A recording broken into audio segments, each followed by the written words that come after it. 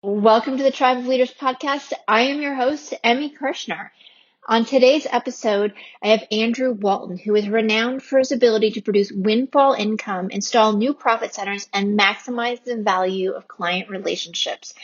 He does this by identifying and tapping the overlooked opportunities and underperforming activities that most business owners don't even realize they have immediately available to him. And what makes Andrew so unique is that he helps his clients and has scaled his business while he's living the ultimate laptop lifestyle and lives in a different country every year. In this episode, Andrew shares the strategies for how he's made that all possible without burning out. My name is Emmy Kirshner. I'm a serial entrepreneur and investor. The one thing that I get asked all the time is, how do you achieve success in business and make an impact? In each episode of the Tribe of Leaders podcast, you'll hear from entrepreneurs and visionaries who share how their leadership has changed not only their lives, but the lives of everybody around them. Hey, could you do me a quick favor? Take a screenshot of this podcast episode right now and post it on your Instagram and tag me and anybody else who you think could benefit from it, especially if you've been finding value. I'm so grateful for you listening.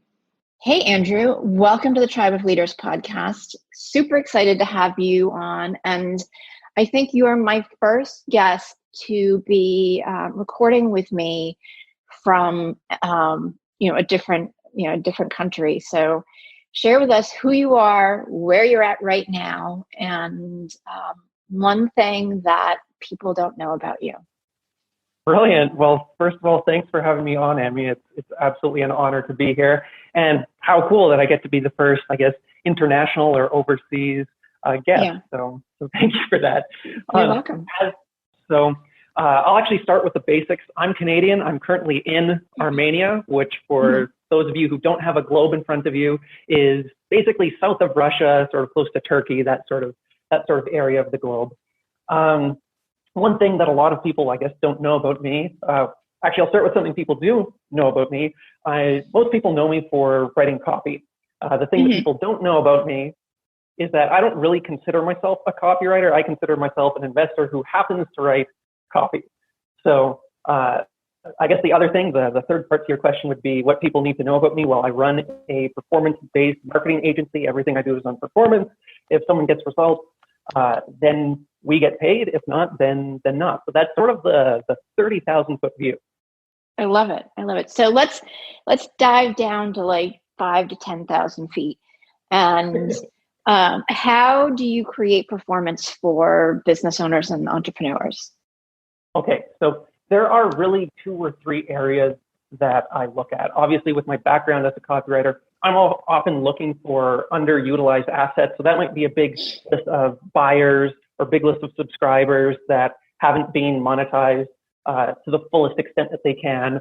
It might be taking someone who has a front end product but no back end, or the inverse scenario where someone has a really great higher ticket program but no front end, and building out an additional profit center or additional offer or number of offers around that. So it really depends. Obviously, there are so many things that most businesses need, right? So it's totally on a case-by-case basis. It's totally bespoke. But usually I'm looking for some existing assets in that business that aren't capitalized onto their fullest potential. That's the real thing that I'm looking for. So very cool. I love it. And who do you love to work with the most? Oh, great question. So the people that I like to work with the most are people or businesses. Usually it's people who are established, so they've built something before. I'm not coaching them or consulting them through the process of what product market fit is and how to get a client, stuff like this. So it's someone who already has the vision of the value they want to bring to the world. They have some validation for that idea. They've gotten some sales, but they're really struggling to grow. And usually these are going to be people who are selling some sort of information or transformational training program or something like this. But it's an info product, consulting, sometimes done for you services where they're building out a consulting arm to that business or an info product arm to that business. I don't really do a lot in e-commerce, physical products. I have in the past, but it's not really my focus right now. So it's all about all about the information space or educational space, you could say. Right. So somebody who had like an online course or coaching potentially, or a membership site or something like that. Exactly. So I'll give you an example. Just at the end, towards the end of 2019, I was working with Joel Erway, who runs the webinar agency, and putting together a webinar for the course that he wanted to come out. He has this really interesting process that he calls his mini webinar funnel.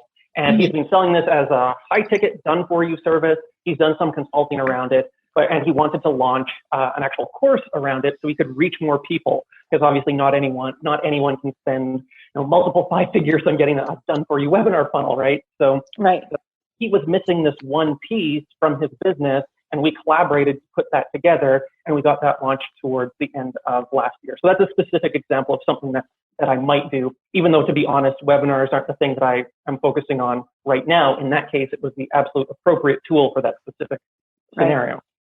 Awesome. How did you, I'm going to say, fall into this? Because I don't think anybody grows up and is like, let me write copy and create performance-based business. That's something I think that evolves. Yeah, I don't think you could have picked a better way of phrasing that than fall into it, because that's almost exactly the way it happened. Way back in 2010, I had dropped out of school. I was studying jazz guitar at university. I'd suffered an arm injury, so I wasn't able to play anymore, and I had to figure out something to do. And I read the 4-Hour Work Week. I read some other books on business and marketing, and was like, okay, I'm going to try this online thing. And just by random luck, one of the things that I discovered was writing articles on the internet. It's like, oh, okay, you can write articles online, put Google AdSense ads on them, and if people click your ads, then you can make money from that. And that's the very first thing that I did online that actually made some money. And it wasn't a scalable business model. It wasn't a sustainable business model, because I was essentially using sort of cheap Google arbitrage tricks to get traffic. And it wasn't something that was truly adding value to the marketplace, but it was something that I was able to do to make some money and figure out that this online thing is legit and actually can work. And it wasn't until a couple of years later that I actually transitioned from writing like SEO type articles and content type articles to direct response. And that really also came about randomly. I was on Upwork and other freelancing sites. I think it was Odesk at the time. And I was just struggling to find clients. I hadn't figured out that whole, how do you find a client? If you have to go out today because you need to pay a bill, how do you go out and get someone to pay you money for the thing you do best? I hadn't figured that out. So I was just looking at all the random writing related jobs out there, and someone wanted a sales page written. So I wrote my first sales page. I think it was for $30 back in like 2013, 2014 sort of thing. Oh, wow. And from that point on, I got into the direct response thing, and now well, maybe not obviously, but I've charged hundreds of times that, and things have grown since then. And it just happened to be a perfect combination of me having the right skill set at the right time, finding the right opportunity, and everything lined up in a way that once I got that positive feedback from that client, and I figured that, oh, this is really easy to sell because I can give them the thing and they can see a result from it. So it's obviously worth X dollars in this case, unlike an SEO article, which is like, maybe it works after 3 months or 6 months, maybe it doesn't, and pricing that was really difficult. So it was just taking the path of least resistance at the end of the day, but doing it in a way where it really complemented my skills and interests, of course. I love it. And so you've taken that and grown a huge business, and now you work with like some of the top players in varying fields.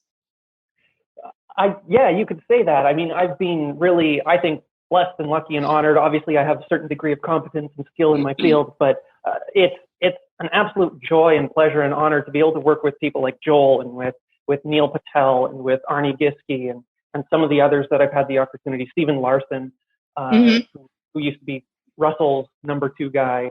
Lots of different people in the online space. I've had the opportunity to work with startups that have gone from just over $1 million or several $1 million to the tens and multiple tens of millions of dollars. And it's just been, and I can't take credit for that, but it's been such a wonderful experience to be able to see inside so many successful businesses and to contribute something meaningful to them. Both of those things, the opportunity to learn and the opportunity to contribute something that I love doing, that I'm reasonably good at, and that where you can absolutely see a result at the end of the day of the work that you've done, I wouldn't change it for the world. It's absolutely amazing.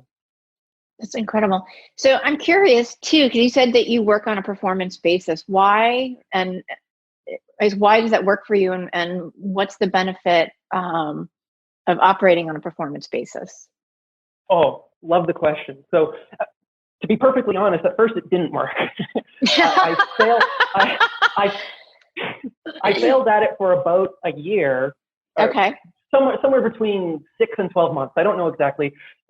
In large part because I wasn't very good at selecting my clients.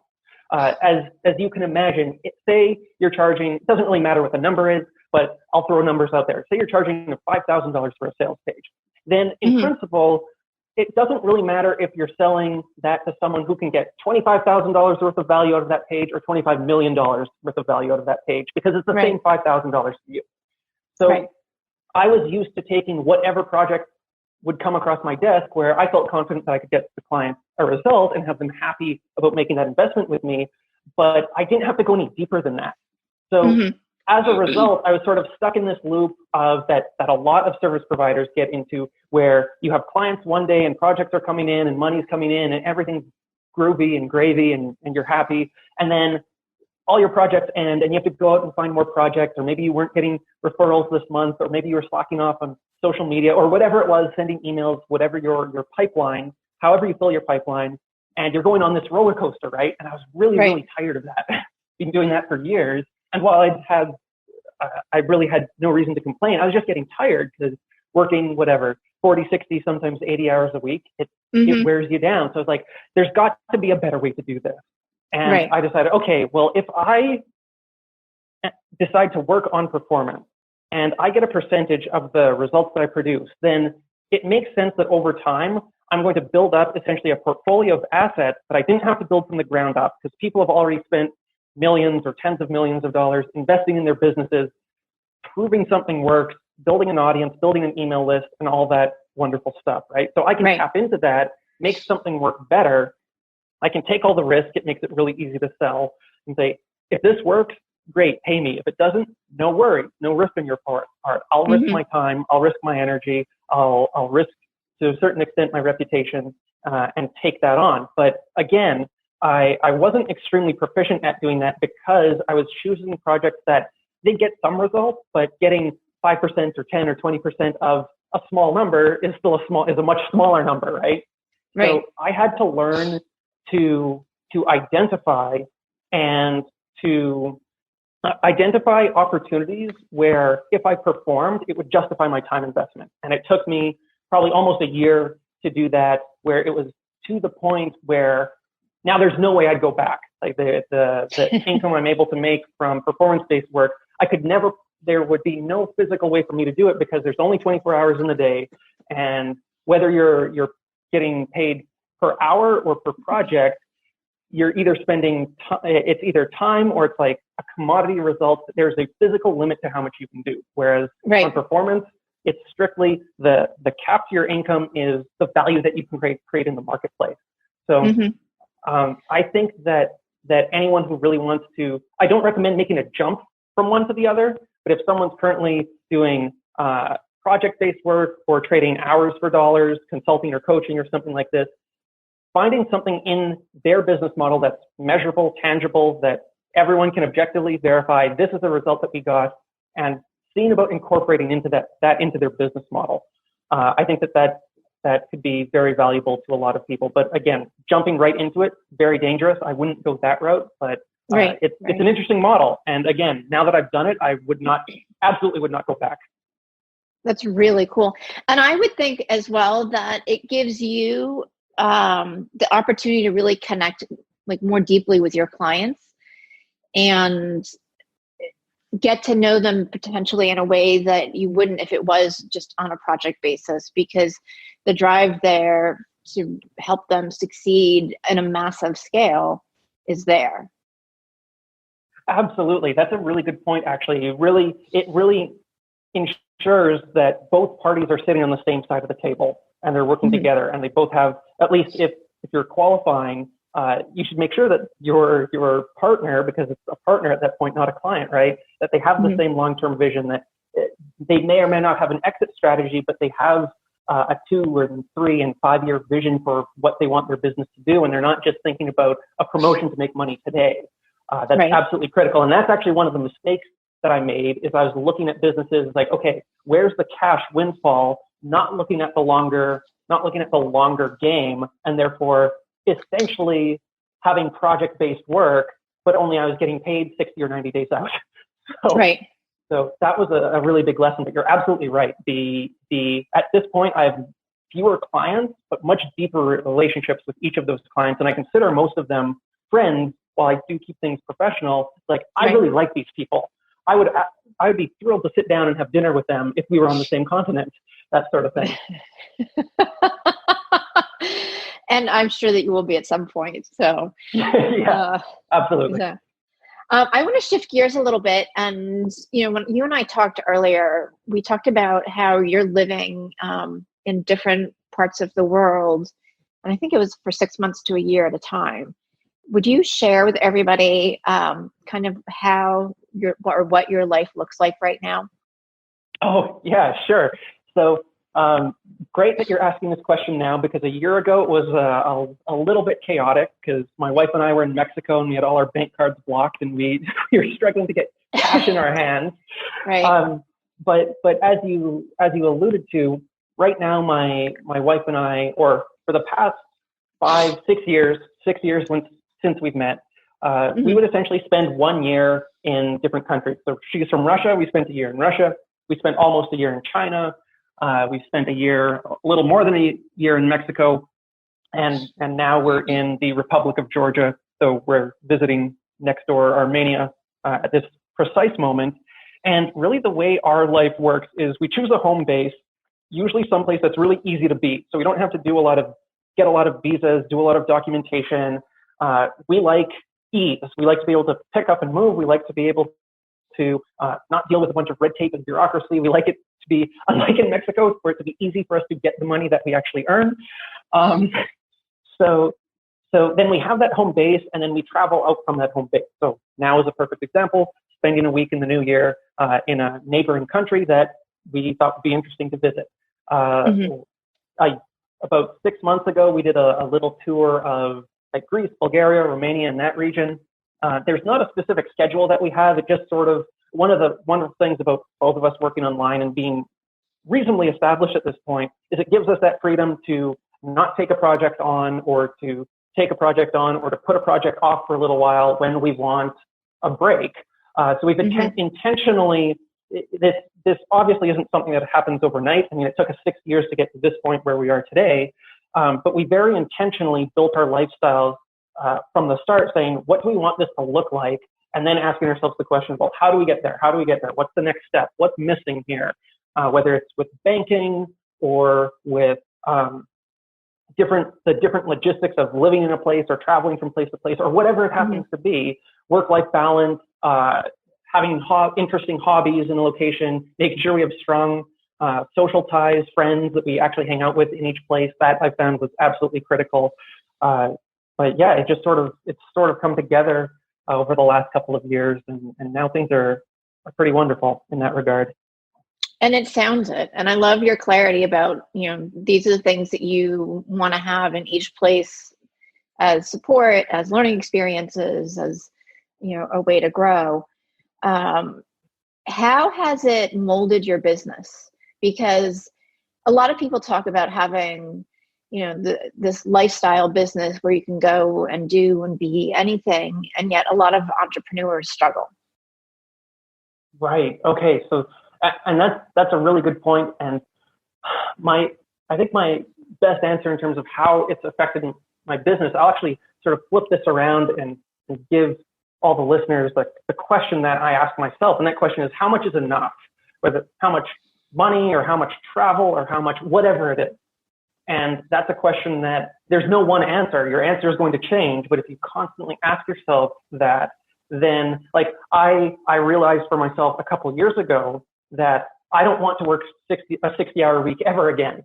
Now I end up doing it here and there, but if it's once or twice a year, I can handle that.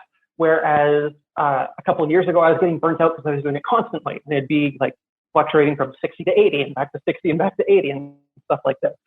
So asking myself, well, how much is enough in terms of hours behind the computer or hours talking on consulting calls or hours doing whatever, and starting from that end goal, because there are hundreds, if not thousands, of ways to build a successful business. And there are thousands of industries or hundreds of industries out there, thousands of types of clients that you can get.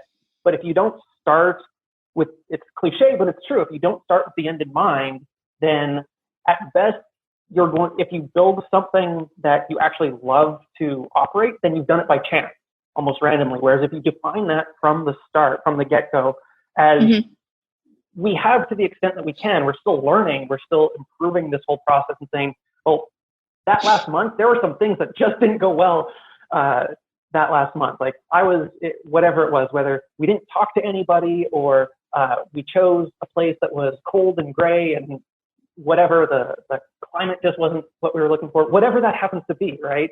So we're always learning, but coming back to that question, how much is enough and what do we actually want this to look like? So in terms of how it's affected my business, I'm working much fewer hours than I was 2 years ago, 3 years ago. My health is much better because I'm taking better care of myself. I'm actually providing more value to my clients because instead of pounding out words 60 hours a week, which is obviously valuable, but it's still sort of a commodity product in some sense.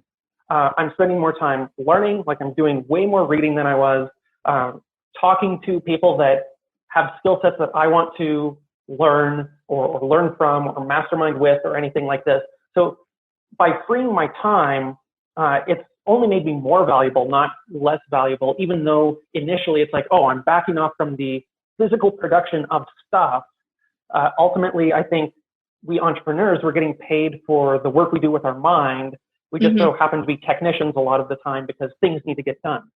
Right. So I don't know if I totally answered your question, but that's my answer to your question in terms of how it's affected my business. Well, I think it's, it kind of piggybacks with how you're traveling in that you really stepped into the clarity piece of what do I want it to look like and what's going to best serve me and my clients. Yeah, I have a lot more clarity than I had even 6 months ago. And actually, that's another wonderful thing about this how much is enough question. You can create space for yourself. And this is a bit of an aside, but I think something that's critically important. One of the things that I've done that's really helped is defining for myself when I'm going to use my phone, when I'm going to be on social media, when I'm going to check my email, and not create distractions for myself. Because I know for myself, and I think this is probably true for most people, is that we'll fill all the free time that exists unless we're very intentional about creating space for ourselves. And that creating that space has helped me get that clarity. You don't get it, or I wouldn't have got it if I was still in this loop of watching YouTube video after YouTube video in the evening because I was tired or whatever. Right. Like forcing myself to create that space. And it's like, oh, now I know exactly what clients I'm looking for. I know exactly who I want to partner with. I know exactly what people, what skill sets or people I want to help me in my business. So I'm not doing all the pieces that I'm not good at, like all the tech stuff. There's no reason for me to ever touch any piece of technology unless I want to break something. So even things like that, it's helped immensely. Right. Being able to create space. Yeah, I agree with you. I mean, it's one of the things I teach and am still in the practice of mastering is filling that time, and really setting boundaries of the distractions of social media or notifications, text messages, the phone calls, everything, so that I can get the work that I want to done in the time that it should take and not just fill it all up. So I think having that awareness is huge. Exactly. And I'm certainly not a master of it yet, but I think all of us can improve by being intentional about it and realizing that we need to own our attention if we really want to provide value to our marketplace, because there are so many other things demanding it and asking for it and trying to distract us. That, we have to, as you said, set boundaries. That's absolutely critical. Yeah. So when you took this leap to travel, what did that look like? And is it something that you would would recommend to other people? Like, I presume you had to like sell your stuff and you don't have, a place in the States or Canada that is, and I'm air quoting if anybody could see me, but like your home where, you're still renting or paying a mortgage or anything like that. That's correct. So I sold all my stuff that didn't fit into a backpack, and I bought a one-way ticket to France, and I was like, I'm going to figure this thing out. I had no plans. At this time I was single. So I met my wife actually my now wife several months later while traveling, and we've been together ever since. So it was something like half a year in or something like this. But literally I was just like, I can this is at a time. So again, I'd just gotten out of university, injured my arm, didn't have a job. It's like, okay, there are all these entry-level positions that I could take. And that was really depressing to look at. I was like, I don't want to do any of these things, not just because of the money. Like, there's things that don't inspire me at all. Obviously, flipping burgers, but even stuff like working at, I don't know, like an outdoor store or something like this. I love that sort of stuff, but I don't want to be the person selling that. I didn't want to be the sort of person selling that stuff. So I was like, screw this. I'm going to figure out this online thing. Sold all my stuff. I had probably like $2,500 saved in the bank after I bought the plane ticket. And I just went, and I absolutely would not recommend that to anyone. I'd recommend being a little bit more responsible, because frankly, that probably cost me a year and a half, maybe 2 years of struggle that I didn't need to go through. I think if I had maybe interned with a business that I was inspired by, I think there were a lot of other ways to learn the skills that I learned without all the hassle of how am I going to feed myself today? Right? That's not, I know some people thrive in sink and swim. I don't have the temperament for it. I threw myself into it, but I realized that that's not the way that I thrive. I actually thrive when I'm more aspirational and have this big vision of something that I want to create in the world. And I go towards that. So I think for my general advice, obviously, if your temperament's different, you might have to adjust this for yourself. But I think for most people, like, figure out what the heck you really want to build, what you really want to create, and then find people who are 2, 3, 5, 10 steps ahead of you and mentor with them or intern at their company. Like, when I started to work with Neil Patel, the way I got into that role was I sent him an email and said, hey, I'm learning a lot from you. I'd love to learn even more. Can I work for you for free in order to upgrade my skill set, essentially? I was very fortunate in that he chose to pay me from the start, but he didn't have to, and I would have very happily taken that role because he knew so much stuff that I wanted to learn. So that's going off on a bit of a tangent, but in terms of, I sold my stuff, bought a plane ticket, got out of there. That's the short version. And you're not recommending anybody do that? No, or have a bigger safety net. I think that everyone should probably go visit a place that they think that they wouldn't like to visit. Now, I'm not talking about a war zone. I'm not talking about somewhere dangerous, but I'm talking about somewhere where your first impression is of a place that, like, I wouldn't really like that. Like, a lot of people have preconceived notions, about a lot of countries, but great examples in my life would be of Russia and of China. And now I've lived for almost a year in both those countries. I see them completely different than I did before, because all we see from our media is a very certain spin, a very certain angle. Right. We don't really know what life is like on the ground, and being able to interact with actual people and not just see the politicians or business people or whoever the media chooses to portray. I think that's one of the most valuable things you can do, just as a mind-opening exercise. To say nothing of all the interesting people you can meet and experiences you can have. Do you think, from a leadership perspective, that's been your biggest learning experience? Oh, wow. I don't know of anything that I could put ahead of it. So I'll put it that way. Like, being able to see how people not just do business, but are leaders, because it can be in a political field or in a charitable field or a business field, or just the leadership in the home. Because, like, when my wife and I were in Thailand, we got invited into the home of a Thai soldier, and there was his wife there, and I think a couple of kids there. And we hadn't planned on doing this, but we ended up spending, I think, 4 or 5 days in their home. They took us to local markets. They showed us all sorts of interesting things. We spoke through Google Translate. Like, they didn't speak a lick of English. We didn't speak any Thai, other than a couple numbers. And so to be able to see how, obviously, a Thai soldier has a very certain way of conducting himself in the world, and it's not just the uniform that commands respect, but the way he communicates with someone. And it's really interesting because,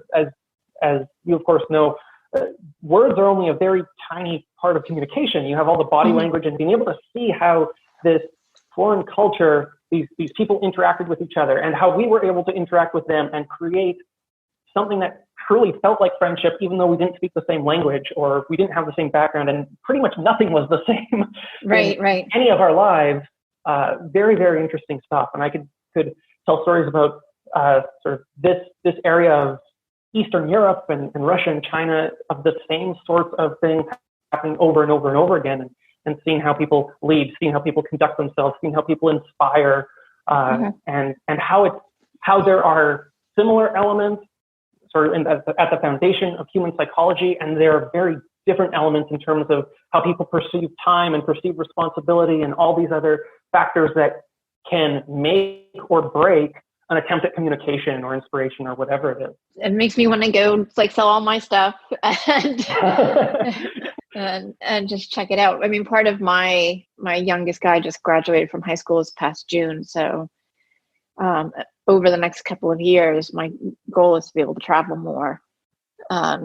Just hearing you share your story is like, yes, this is the thing to do. Because I agree with you. I think the media, the news, all of it's very filtered. And depending on, where you are politically, you're hearing one version over another. And until you're really in other countries and hearing other people's stories and what's going on for them, I think it's harder to make really knowledgeable decisions about any aspect of what the world looks like. I absolutely agree with you on that point. Yeah. And it's really, to me, it's been really humbling having growing up in a relatively middle class and well educated family, and having all these advantages, and sort of having this almost intuitive perception of maybe not superiority, but some sense of our way is the right way. And then going to all these other countries and seeing all the different ways that people successfully survive and thrive and build meaningful relationships and build meaningful projects and all of that without using the same tools that I believed were best or most effective or whatever it is, absolutely eye-opening. And it was very humbling. Sometimes it's extremely difficult, like trying to communicate with and integrate with the Chinese, for example. That was really hard. I can't say I was very successful at it. And I really feel like I don't understand that culture nearly as well, of course, but there was so much more and is so much more to learn from that group of people and how they see things and how they do things, that in the 9 or 10 months we were there, barely scratched the surface. But that could be said for, I think, almost any culture in the world. Theirs just happens to be very bright and obviously different, and there's something to that.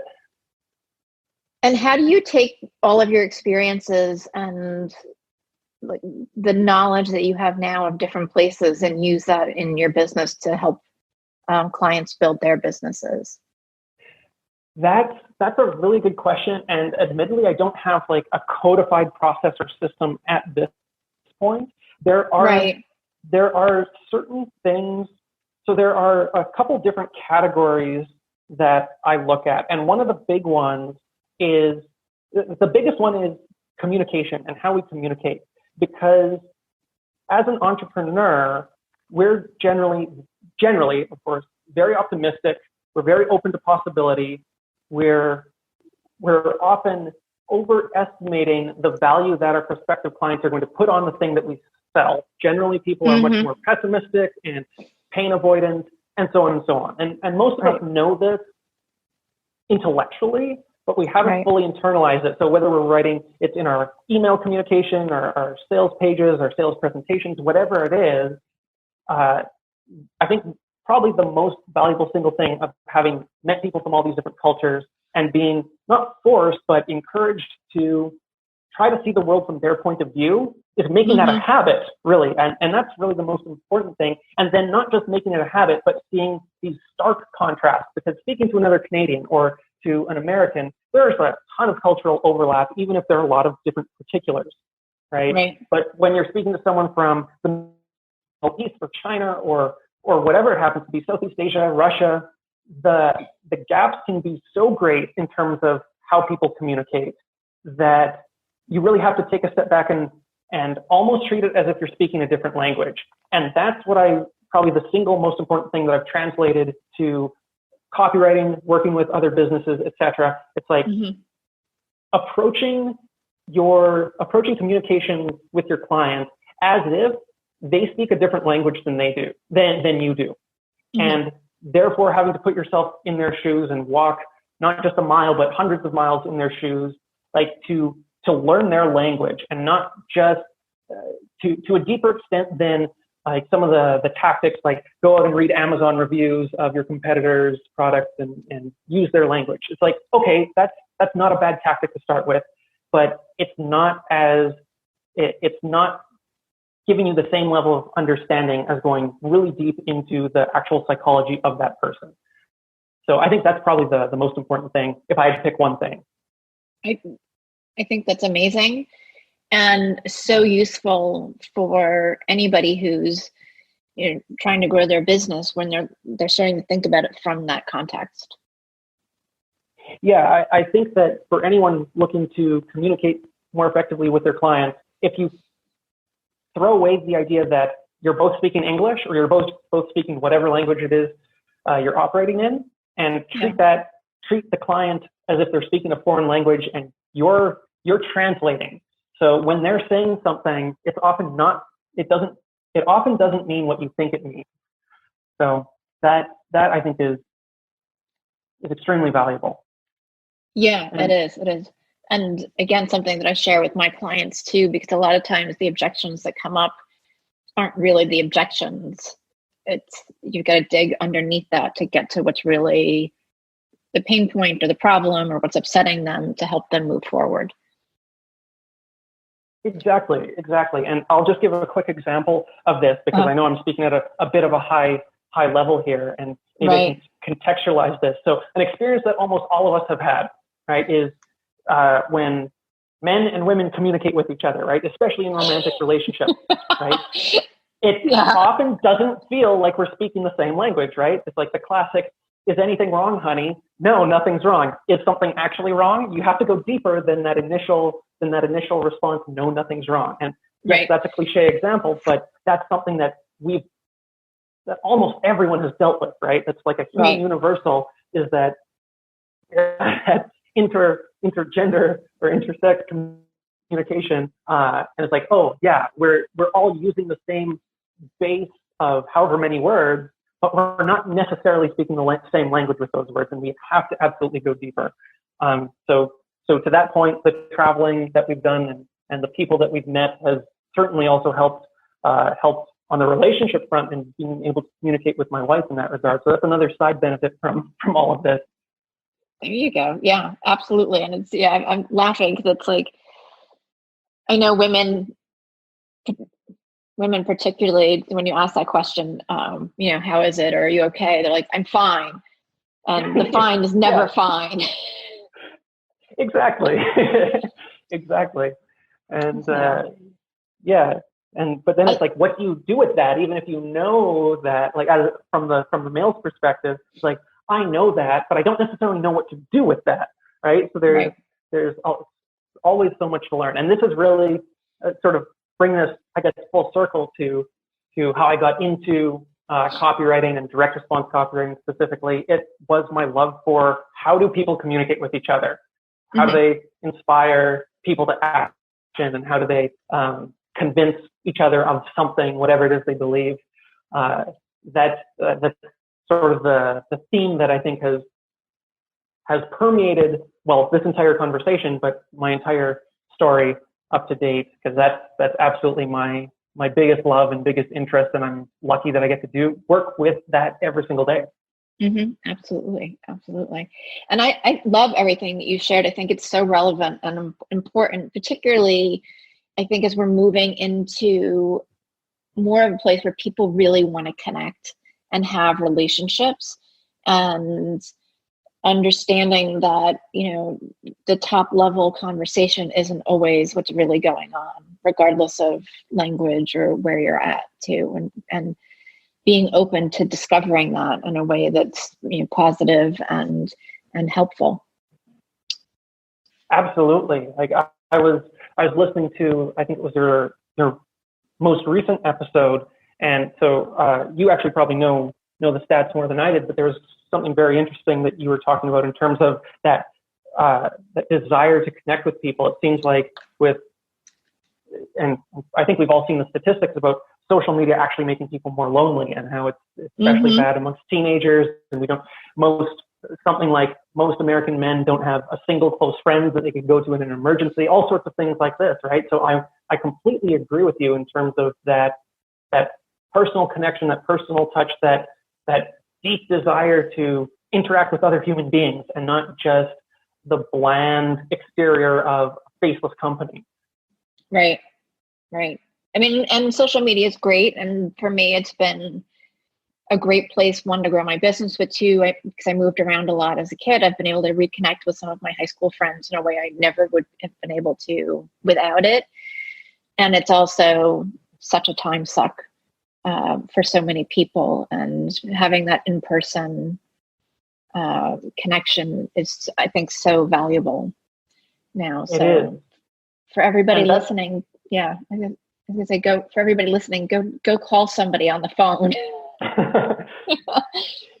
Exactly. I was going to say, this is why I absolutely love this sort of format, because we get to have a conversation for half hour or an hour or whatever it is, and actually hear someone's voice, and the intonation in their voice, and the excitement in their voice, and all those other things that you don't get in a text medium, and you don't really get on social media, which is more of you can have conversations and people can comment on stuff, but it's more of a one-way communication medium. And I absolutely love the podcast format for exactly this reason. Yeah, I do too. So I'm curious, I know you have a 2 Llama Club, and I would love to know, one, a little bit more about it, but two, what's the llama? How did you choose llama? Oh, yeah, sure. So as hopefully everyone listening to this knows, Russell Brunson has his 2 Comma Club, right? So it was literally at one point just a joke that I came up with in my Facebook group. And it was something like, I should come up with a membership called the 2 Llama Club or something. I don't remember what the exact post was, but it was a joke that people were like, yeah, that's a great idea. So it was like, okay, I whipped together an offer, showed it to people. Some people bought it, and it was just, now at that point it was too late. So I was like, why the heck not? I think it's funny. It is funny. It made me laugh. I'm not going to the mass market with it. I mean, I don't have anything to prove. I'm not trying to impress people with my ability to name stuff. This is for, my inner circle of friends. There's a 30-person limit to the group, because it's sort of like this format where we get on a call every Friday, and we jam on whatever the interesting and relevant marketing situations or business situations are. I solve problems on those calls. That's the sort of the core thing that happens. And the reason I created it is because I wanted to have those interactions with my friends, with my marketing friends, with my business friends. And it really is, it's a small community of people who want to have those conversations and want to have them often. In terms of the other value in that group, it's literally the only thing I sell that's not a high ticket service. So it's like, if someone wants access to my knowledge base, basically the short story is all the materials that I built out to run a performance-based marketing agency, meaning they damn well better work, because if they don't, I'm not getting paid, and I'm often paying employees out of pocket to start a project. So the materials in there, I think, are pretty darn effective. And it goes everything from like I have my cold sold email outreach process, outreach and so cold email plus outreach that you can do on Facebook, LinkedIn, wherever your favorite pipeline filling platform is, to webinar frameworks, sales page frameworks, all the different copywriting stuff I've done over the years. The point is, if it's a resource that I have, I put it in the club. So obviously I can't go into all the nitty-gritty details there, but essentially it's I guess you could call it my lifetime of work. It's the only thing I sell. So if I create a new resource, it goes in there. Everyone gets everything. There's no limits. Everything is available from day one. If somebody wanted to join, how can they find it? Right. So if someone wants to join, it's sort of a multi-step process. So one, they can go to my website, which is crushingconversion.com, and get onto the email list there. I do have a 30-day mandatory waiting period before someone joins that group, because I want to make sure that I'm getting the right sort of people in there. It's not super expensive. It's not like one of these $25,000 per year masterminds. It's literally a community where I'm hanging out with my friends and solving their business problems. So I don't think that someone who's just listened to a podcast and listened to me for 40 minutes should be like, yes, I absolutely want in the Two Llama Club. No, you don't know me yet. So get on the list, figure out if I'm actually the sort of person you want to listen to. And then after 30 days of interacting, if you think it's cool, great. We can talk about you joining. And if not, then also totally fine. So that's the way I'm running this, because again, I make my money from my performance-based agency. This is just something that I'm doing. Well, obviously the extra income is nice, but it's really about the social aspect for me. So that's why I have it set up the way I have it set up. But crushingconversion.com is the way to take the first step if someone's interested in that. Okay. You know what? I really like that. And I like, that's such a different approach to, creating massive value and making people or having people wait for 30 days so that you can both kind of see, like, is this really a good fit, instead of the sign up now. And then you're wondering on the back end. Yeah, absolutely. And really, if you think about it from a long-term perspective, this is my belief anyway. I don't have data to prove this, but I believe it to be true. And that is, it's in your own best interest as the business owner to have someone wait, because none of us want to be in a situation where a client is upset, or you have to give refunds, or you have to do any of this sort of damage control, right? Like that's not good for the client. That's not good for you. That's not good for anyone. I want to, like, we all want to, if we join a program, we want to be blown away. We want to be wowed. We want to feel like the money that we invested into that program, it was obviously worth it, and we do it again, and we refer all our friends, right? That's the ideal situation. From the side of a business owner, same sort of thing. We want the people who are going to feel that way to come into our programs, and not the people who are just in a situation that it might be the stuff they need, but it might not be the right time. The economics might not be right at this time. There could be any number of reasons. So, like, I've had people, I started this about half a year ago. I had people that were interested in it from day one, and they joined like 5 months later because now finally the timing was right. So right. If someone can take away from that for their business and have that perspective of, it's not necessarily bad to delay a potential sale if you're doing it strategically for the right reasons, and you're doing it to serve people better and to serve yourself better ultimately, because you really need both. Well, I really appreciate that. And I encourage anybody who has gotten value from our conversation to definitely check out your website, get on your list. And that's crushingconversion.com, right? I remembered it correctly. That's correct. Yeah. Awesome. And we'll get the link in the show notes too, so people can just link up with it easily. So I want to thank you for coming on and sharing your story, because this has been incredible. I've really enjoyed getting to know you. And I love that you sold everything and figured it out. And that you're really traveling the way you want to. Thank you so much. I mean, this was honestly probably the most enjoyable hour of my week. So thank you for making that possible.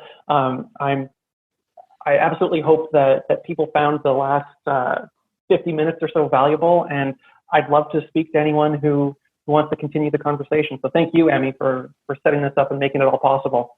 Oh, my pleasure. My pleasure. We'll have to have you come back on, in a few months and share another story.